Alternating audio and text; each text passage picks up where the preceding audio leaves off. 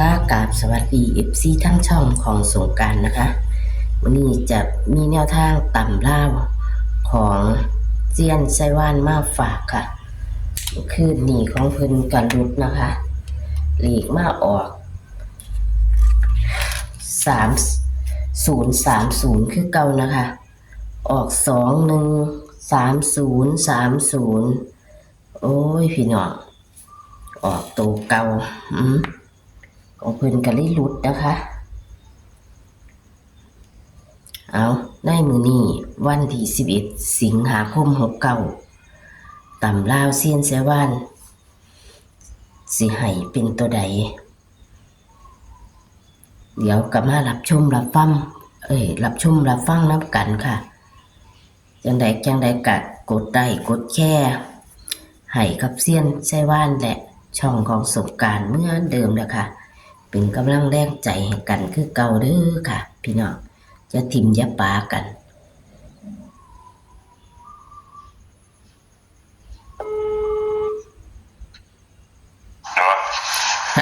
สวัสดีค่ะย่านไปเฮ็ดงานก่อนมื้อนี้ ย่านไปเฮ็ดงานก่อนเลยฟ้าวโทรมาอันจะมาตำลาวน่ะล่ะตำลาวก่อน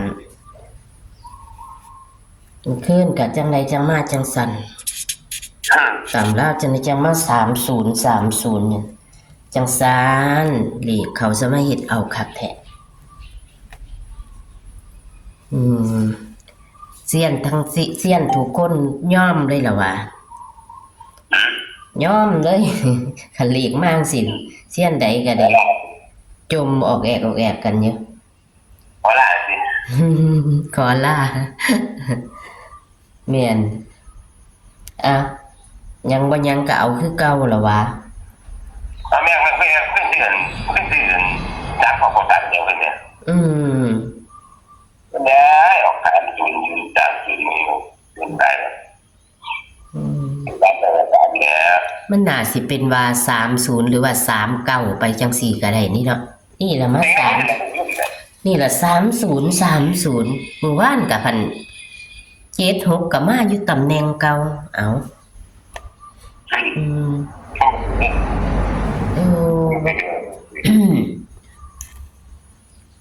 คิดว่าเขาเฮ็ดเอาวะข่อยว่าเขาเฮ็ดเอาอยู่ดิเนาะเฮ็ดเอาเฮ็ดเอายังไงล่ะผมเนี่ยมื้อนั้นก็22โอ้ตาหนายหลีกไหนยังเป็นสัตว์หลีกคน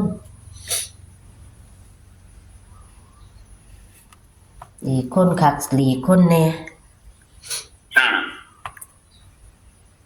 หรือยังไงก็บ่ถูกแล้วมันก็บ่แม่นเทิงเซียนแล้วผู้ซื้อก็สิเซาซื้อแล้วแนวนั้น มันบ่ถูกหลายมันหลีกหลายก็เด้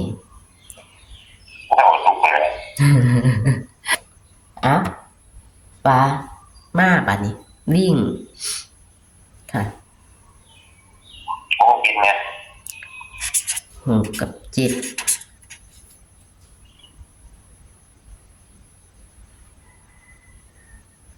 จับคู่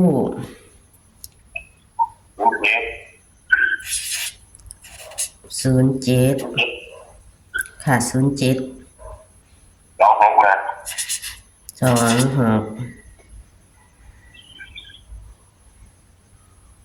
06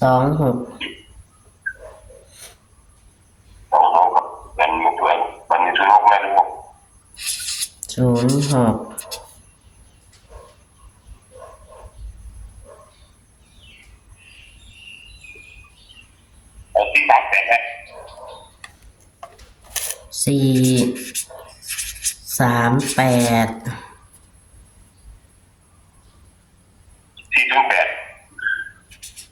408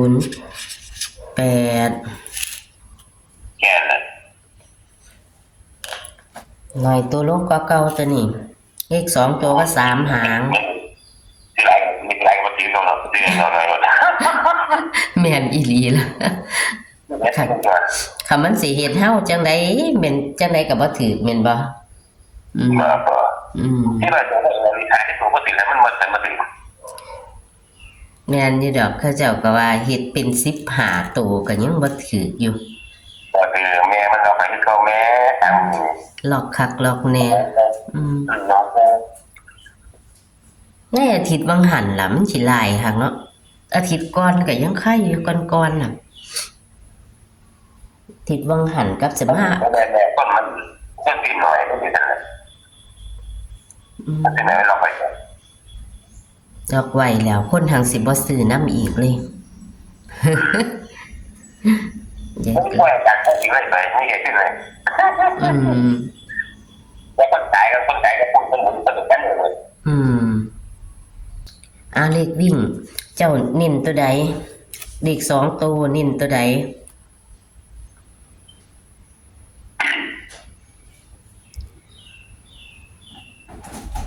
ไม่โหเนี่ยอันจับคู่ต้องให้ลูกก่อน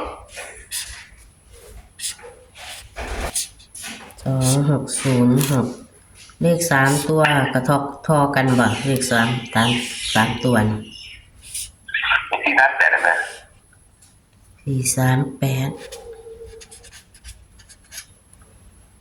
ตะกี้ทั้งเจ้าตัดลิ้นมันเข้าดีดิเนาะบัดนี้แม่เอากินมือกินที่ห้องเขาเลยแม่บัดนี้เนี่ยบ่เข้าเลยมันเผ็ดหลีกไปตัดโตเก่าโพดโอ้ยดำเนาะ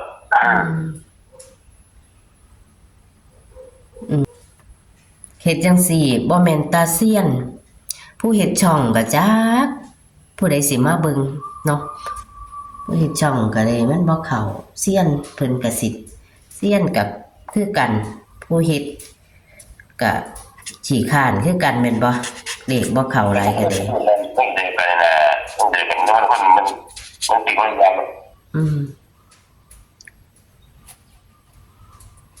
ค่ะ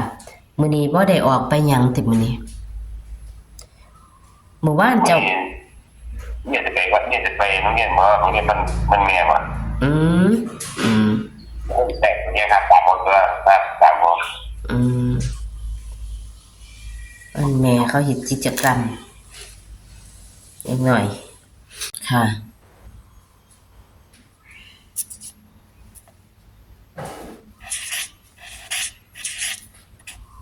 อันนี้คนที่จะไปบ้านแม่อีกสิมามื้อใดล่ะโอ้แล้วปิ่นเนี่ยเป็นไว้ลงบ่แบบแล้วไปได้อ๋อคือรอบหน้าไม่ได้ดอกเห็นได้มั้ยค่ะสิขอบคุณเด้อบัดนี้เด้อค่ะก็มีแค่ซ้ำนี้เนาะมีวิ่ง6กับ7จับคู่ก็มี07 26 06แค่3หางแฉนเน้นที่26แล้วก็06เลข3ตัวมี438 408เน้นก็คือ438เนาะค่ะค่ะซ้ำนี้ค่ะขอสวัสดีค่ะตัวเลขแนวทางของเซียนไซว่านเมื่อคืนวันที่10นะคะกะรุดเนาะพี่น้องรุดเพราะว่าเลขออกตัวเดียวกันคือเก่า213030ลงต่ำค่ะพี่น้องบ่มีหอดไงเลยบ่มีหอดไงแต่ก็อย่าถิ่มอย่าปาเด้อค่ะมันกะเข่ารุดเนาะเข่ารุดอยู่จังซี่เลขเพิ่นกะเลยบ่ให้หลายหางค่ะนี่ก็เลยบ่ให้หลายหางมีวิ่ง6กับ7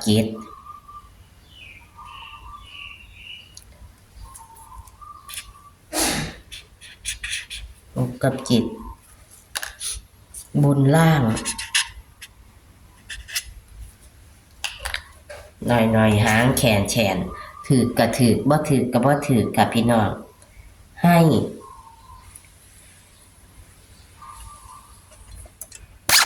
วันที่11สิงหาคม69ตำรากับเซียนไส้ว่าน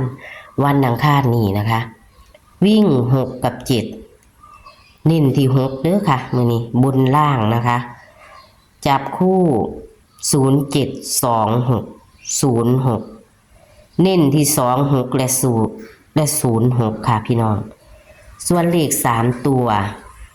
438 408เน้นที่438ค่ะพี่น้องตะกี้ตะกอนกะตัดลิ่นมักจะเข้าดีแต่กะอย่าเผลออย่าพลาดนะคะให้ตัดลิ่นเด้อพี่น้องเลขเพิ่นบ่หลายหางนะคะเลขบ่หลายหางพี่น้องขอให้โชคให้หมานกับเซียนไส้ว่านในงวดวันที่11 สิงหาคม69วันอังคารนี้เด้อค่ะพี่น้องโชคหมานๆค่ะสวัสดีค่ะ